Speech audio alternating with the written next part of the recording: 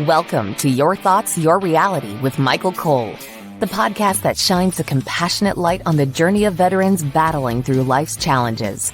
Michael is a dual elite certified neuroencoding specialist in coaching and keynote training presentations, dedicated to guiding military veterans as they navigate the intricate pathways of post-deployment life.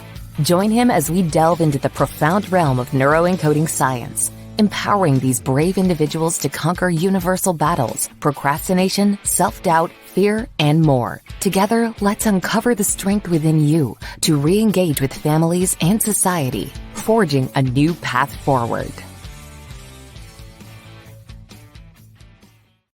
Hello, everybody. So we have my buddy, my friend, my mentor, my coach. I can go with 6 more, I'm sure. Michael Pope on today, a return guest. So Michael has over 20 years experience in the IT profession.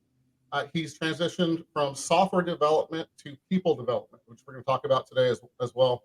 Driven by a desire for deeper meaning. Michael is trained under renowned experts like John C. Maxwell, Joseph McClellan III, and of course, he's the CEO of Michael Pope Training LLC. He's also a trainer. Dude, your list is like huge. Neuroencoding Institute trainer, which of course where I met him, and he's also a certified neuroencoding specialist. So if I miss anything, Michael Pope, why don't you go in and tell us a little bit more about yourself? Let's see. I'm also a husband of 27 years, father of 3 amazing sons, William, Charles, and Matthew. All right, so you're doing all the things. Hey, Michael, it's great to be back on your show. Excellent. Glad. It's been too long, man. Yeah. So happy to have you back on. So really quick, I just want to remind everybody on the top right corner, there is a blue QR code that goes to lots of resources and things for veterans, some books I've written. It's at empowerperformancestrategies.com. Again, empowerperformancestrategies.com if you are listening on the podcast forums later on. Yes. So, Michael, I know we're going to dive into 3 tips at the end, so make sure everybody stays tuned. And you ready to dive in? I am ready. So I gotta warn you, right? So obviously, this is my lunch hour. My landscapers decided to show up at the same time there, so they're outside cutting grass right now. So hopefully that noise doesn't come through. I can't hear a thing. All right, good. Technology is working. There you go. This is organic. This is not taped. This is not edited, as you can tell. So why don't you talk just a little bit, the people don't know about you a lot, about your transition from, a successful IT career to become a people developer, the pivotal moment, kind of what drew you into this industry as well. Yeah. So for me, growing up and I think I mentioned this before, growing up as a natural introvert and an IT professional, like I love technology. However, for years, Michael, I wouldn't speak up and I wouldn't really share my thoughts. Like I'm very creative. I always had great ideas, but I would keep them back to myself because I dealt with imposter syndrome and that low self-image. And so for me, the transition happened when I started personally growing myself. I was introduced to personal development back in 1997 through a mentor, and that got me involved with it, of seeing how it changed me personally. And once it changed me, I wanted to help others as well. So that was kind of that transition. And I can share that story of how I was introduced to personal development if you like. But that was kind of my transitional moment, starting really in 1997. Yeah, I would like to hear more, just because I want the audience to hear more about, what made you say, this isn't enough, I'm not being fulfilled, I want more of a purpose. What brought you to that? I'd love to hear that. Yeah, so my professional career started in 1997, and I remember sitting in those meetings, and that's when the imposter syndrome really hit in, and me feeling like, man, am I good enough? Can I succeed here?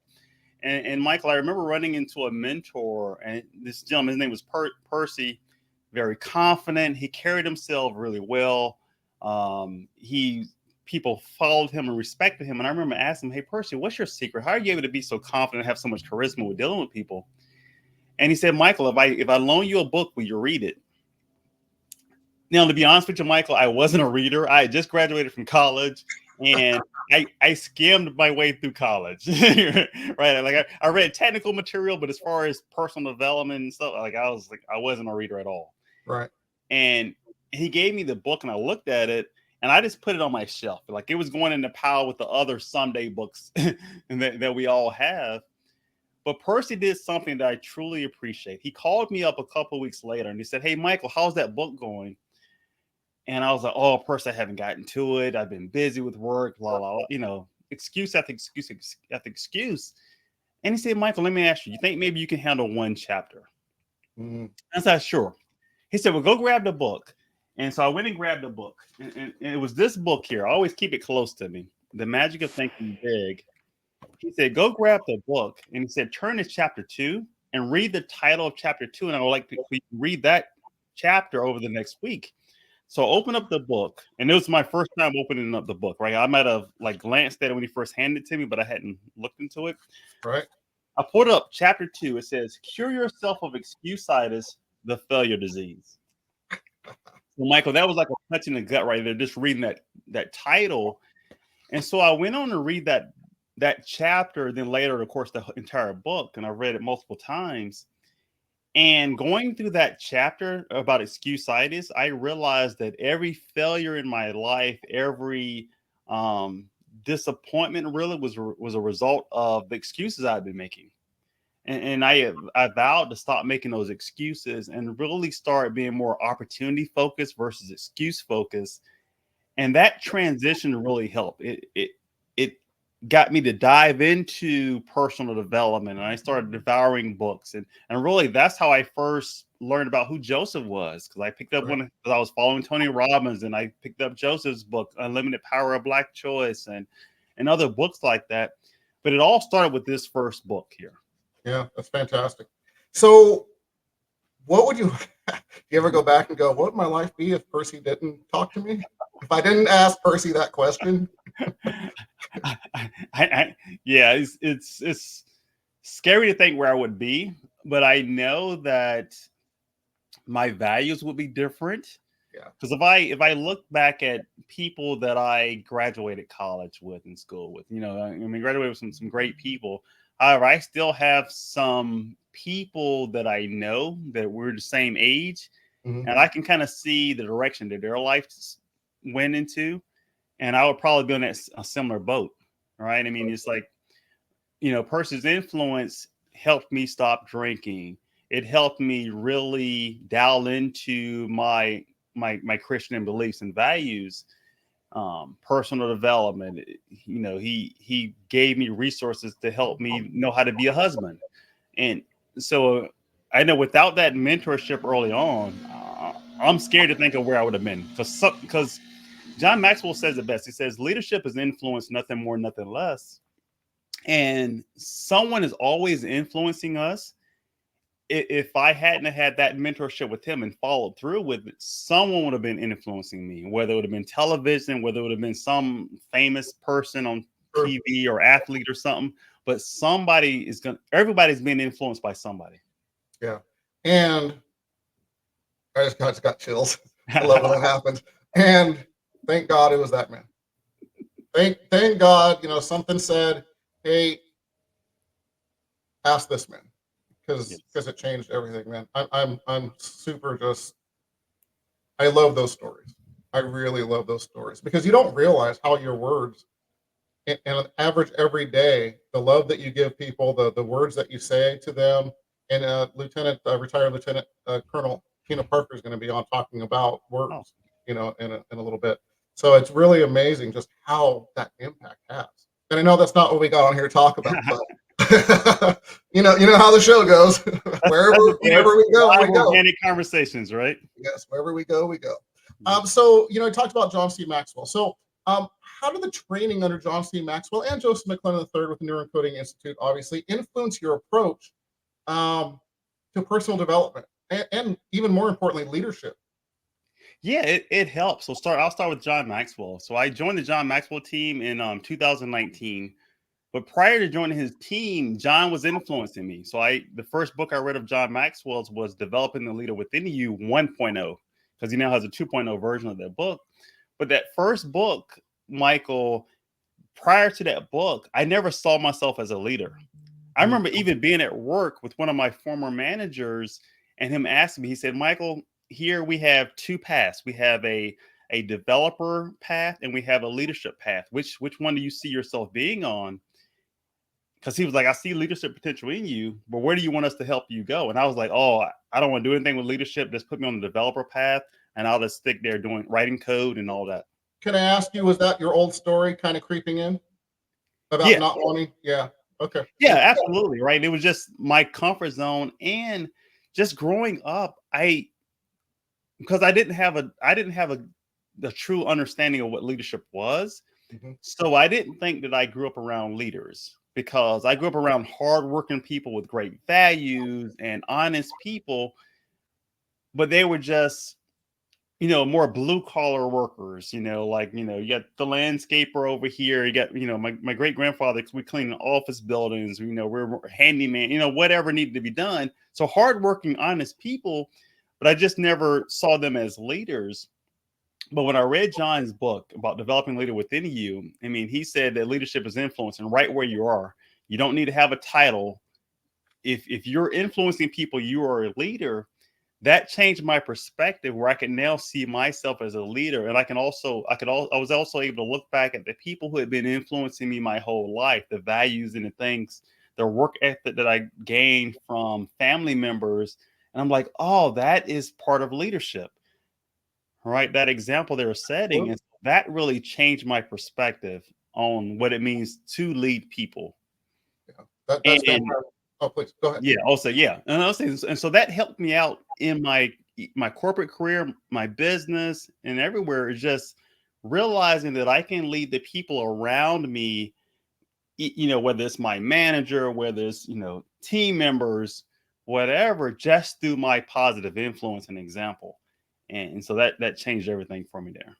Yeah, and it's really, when you started talking about that, it really kind of took me back when, and it's not a gloating thing. It's when you just don't really realize who you were then or now, and then you have that aha moment of, yeah, you know what, that hard work, that dedication, that getting up when you didn't want to get up and still go to work to support your kids and show them, how to be a parent, a man, a mom, whatever the case may be.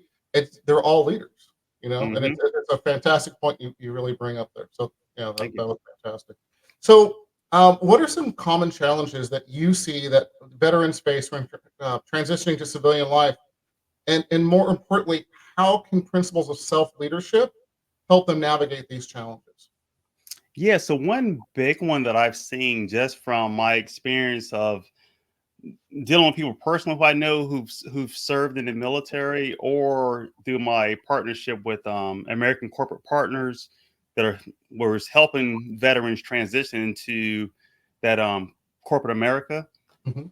if you will. One of the things I've seen is more of the identity shift. So a lot of people, they're used to their certain titles. So they're like, hey, in the military, we had this label of, I'm this title or I'm that title. And then you transition out of that, even though you still have that title in your head, no one is calling you that, right? You show up at the office, they're not saying, they're not saluting you, and they're not equating you with that level of your service, even though I'm truly thankful for the service that they give, right? But I think it has to come down to your understanding that identity shift, and no longer making your identity tied to a certain title, but more keeping that identity tied to the values and the things you stand for, regardless of what your uniform looks like, whether it's a suit or whether it's a military uniform, right? That shouldn't be your identity. Your identity should be your values and the things you stand for. Yeah, amen. So with that said, when people are trying to figure out their identity, and I see the pattern over and over again, working with military and some first responders, they are just doing a job, right? Yeah. They're just there doing a job. They don't realize the skill sets. I'm not saying everybody, so please understand this is not a blanket statement, but I see the pattern more often than not.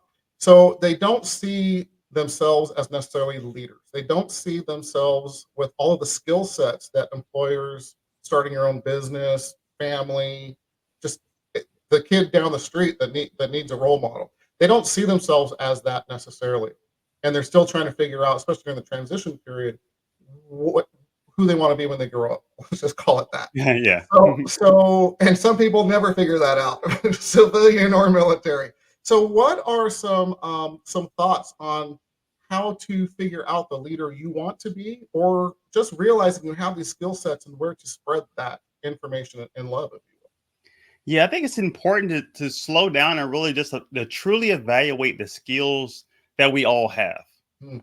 I do that with my kids on a regular basis, and I try to point out the skills that, like, especially the leadership type skills that they already have, because you have kids who they're natural servers, and then, like, they're constantly helping people and all that, or they're taking initiative, pointing those things out.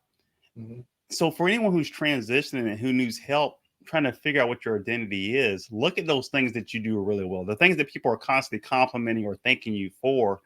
Look at those, because there's probably transferable skills that could serve in any organization that people need. But you have to recognize, oh yeah, I do that, or I am very creative, or yeah, I am innovative, or I do take charge right away, Mm. or I'm willing to fail. Take those risks. Because there's some people that are naturally like that. They're like, yeah, I'll take the risk. I'll volunteer first. And those are, like I said, those are transferable skills that you have that kind of make up your identity, what you're known for, that can benefit you in any arena. Yeah, that's fantastic. That's fantastic. Just the idea that it's always there in any arena, Yeah. right? If you slow down, maybe be a little more present with yourself and be more curious than critical, some of those things will come out, which I think is fantastic. Can you describe empathy and leadership? Because especially coming out of the military, there's not a lot of empathy, if you will. It's Mhm. figure it out, get it done. You know, don't ask for help. You're conditioned that way, right? So coming out of the military and going into the real workforce, or again owning your own company, whatever the case may be, with leadership with empathy. Can you talk about that a little bit and your thoughts? Yeah. I think it involves understanding their unique experiences without any type of judgment in place, right? And really valuing what they've done, regardless of whether they were deployed or not, right? Some people, like I've met some people who said, "Oh, I was in the military, but I didn't get deployed." Like they take it as I wasn't truly in the military, and things like that, and it has nothing to do with it. It was still their willingness to serve and the skills that they gained while they were in there, the discipline that they showed while they were in there. Um, I think that's important, and I think if you have that empathy in there, I mean, it helps to build the trust, and really, it can help if they put themselves in a supportive environment around other people who understand what they're going through and can help them go further faster. Yeah, and I think also, I love what you said, and I just want to add to that. I guess is people actually respect empathy. The stigma is changing, and when Hmm. people know that, hey, you're vulnerable too, and you can hear that, and respect it changes the culture in business and so on, Yeah. which I think is super important as well. So what practical steps can veterans and their families take to cultivate some self-leadership and personal growth during that transition period? Yes, I'll say first, probably set clear and attainable goals. Mm, It's important to have a clear understanding of what you're trying to get to. Whether it's if they're if they're transitioning to, like, just corporate career life, right? Knowing, okay, what do I want my day-to-day work life to look like, in the next 3 to 5 years, and having some type of roadmap in place where you can get there. I think it's also putting yourself in that mindset of continuous learning. yeah. In the military, right? They're constantly learning and doing things over and over, right? On a repetitive basis. Well, when you're out or you're transitioning out, it's up to you, really, regardless of your career path, right? It's up to all of us to have that Sure. continuous learning. Yeah. And that's where that discipline comes into place, right? I'm going to read this, listen to this, attend workshops, right? Constantly studying, but then also taking time to self-reflect, to evaluate what you're learning. Mm-hmm. And I think a lot of people I see don't do that self-reflection part, which is very important. And they may be taking classes or reading, but they're not realizing the growth that they're going through.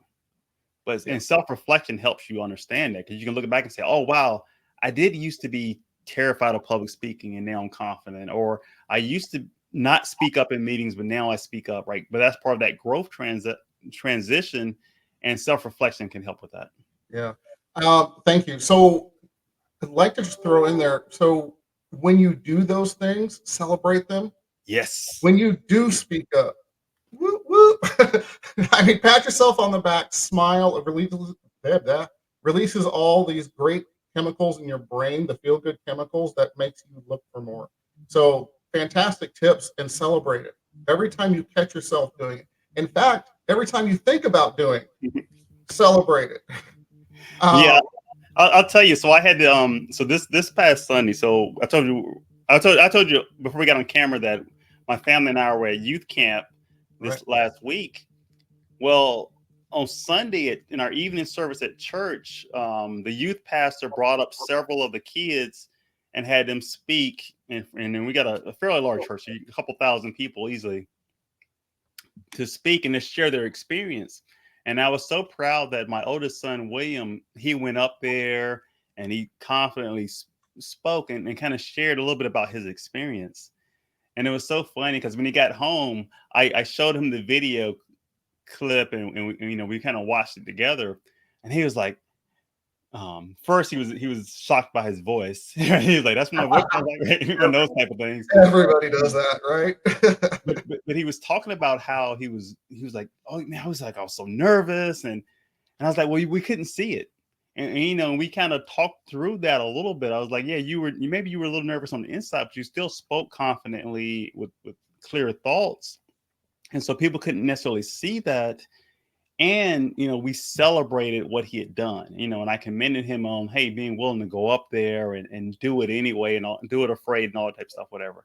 And I think it's important that we, as soon as possible, even if it's not right after the fact, sometime that day, we've got to do that celebration that you talked about, because it just adds to our layer of that confidence layer we're building. Absolutely. It's stacking the good stuff. Absolutely. Yes. Stacking the good stuff. All right. I love it. So, what was your son called? And I saw the post, and I think it's fantastic. And a couple thousand people. And your son, what age? 17. Okay, I was thinking 16, but 17. To have the confidence, was he called up or did he volunteer? He volunteered. So they that's even crazier. Yeah. So the youth pastor asked a few people who wanted to do it, and he volunteered to go up and do it. Yeah. And I've been really proud about him, the way he's serving. So like even right now, well, he's probably on the way home now, but he was serving at the karate camp at his martial arts dojo, helping the kids out who are participating in the camp, which his younger brother is participating in the camp, but he's actually helping serve as one of the instructors, volunteering. He's not getting paid yet. We got,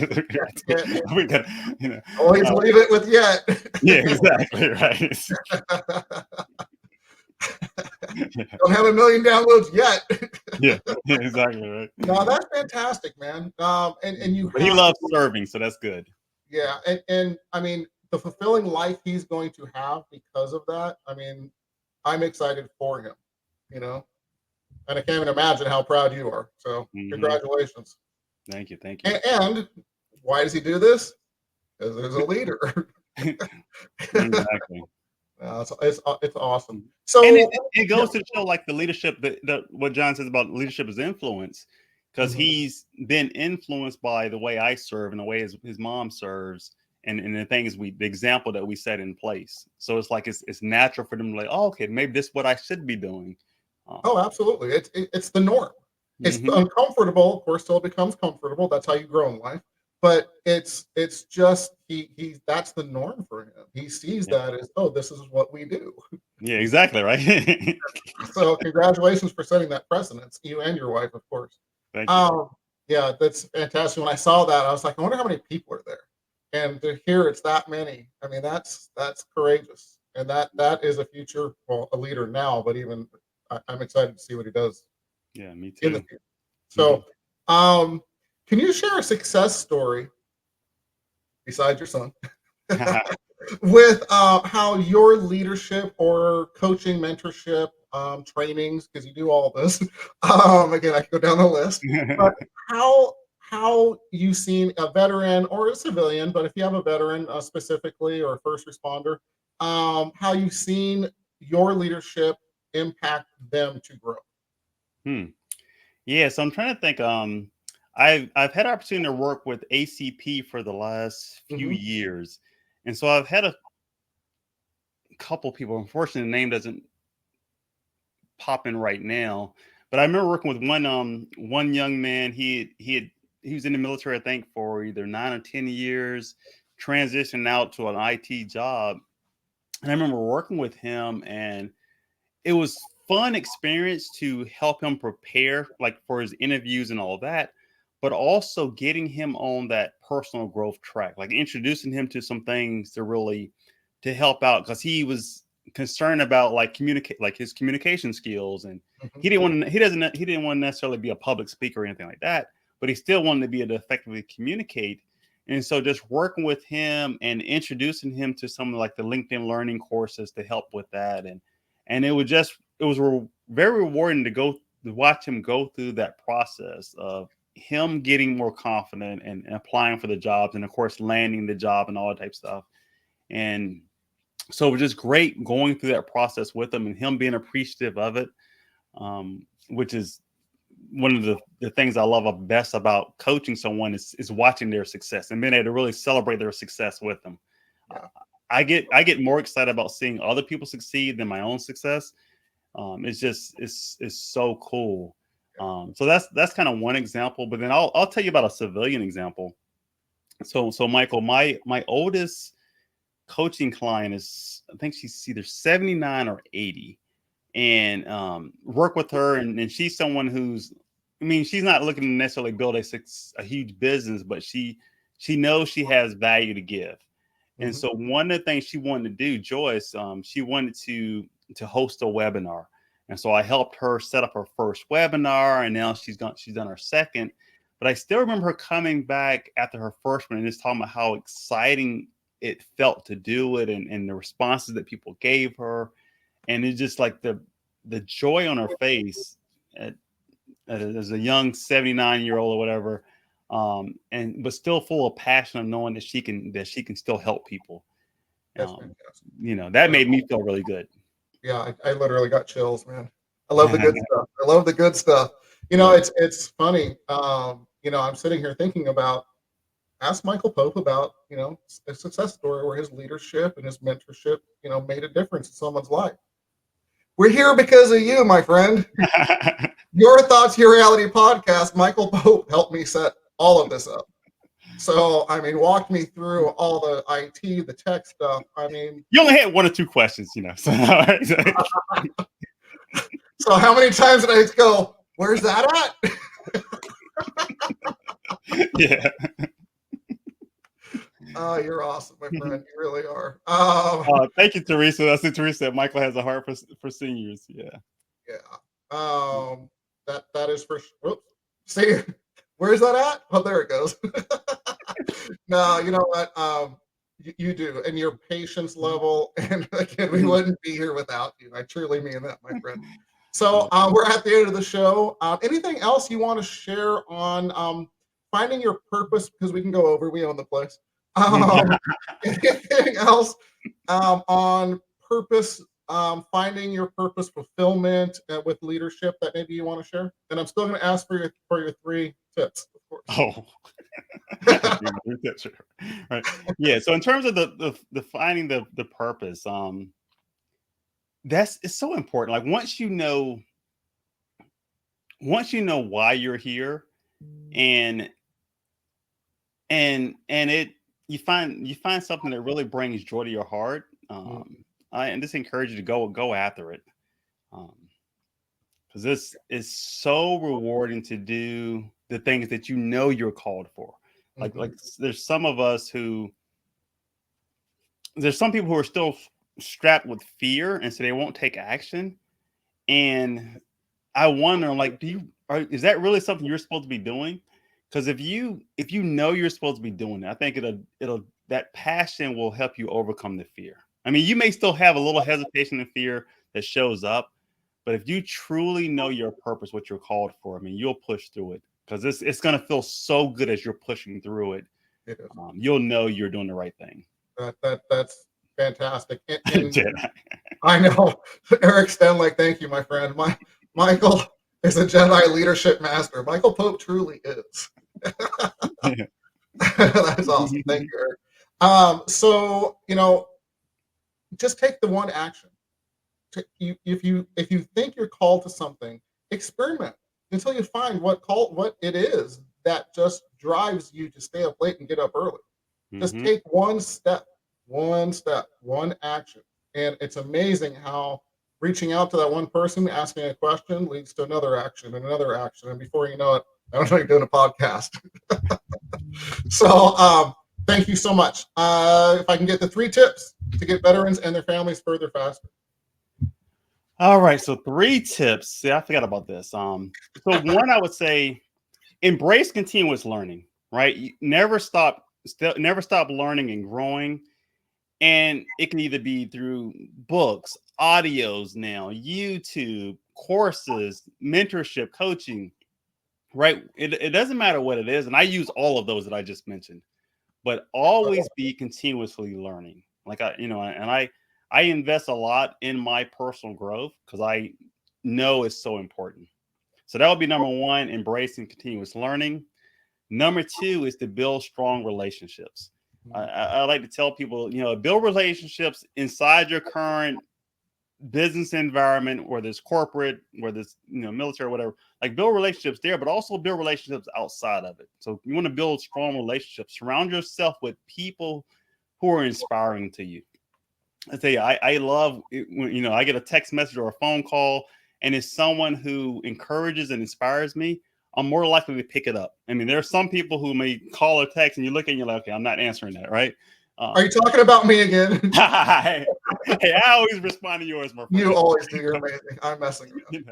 But I know it's going to be good stuff, right? So you want to surround yourself with, those people who are supportive and inspiring. Yeah. And then the third tip that I will leave you with is to practice self-leadership. You have to take charge of your own growth and development.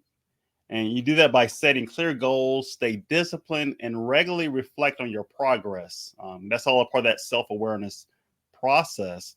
But I think if you do those 3 things, so embrace continuous learning, build strong relationships, and practice self-leadership, I think you'll go further faster.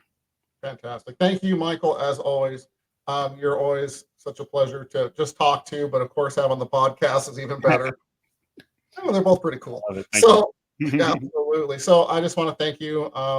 Time, most precious resource we have as human beings. Thank you for spending this time with us. You're really welcome. Appreciate it. I'm honored you're here again. So absolutely. On that note, we're out of here. All right. Have a great day, everybody. Thanks for watching.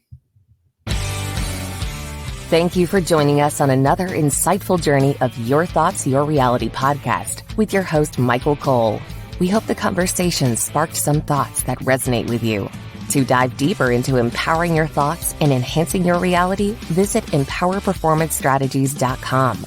Remember, your thoughts shape your reality, so make them count. Until next time, stay inspired and keep creating the reality you desire. Catch you on the next episode.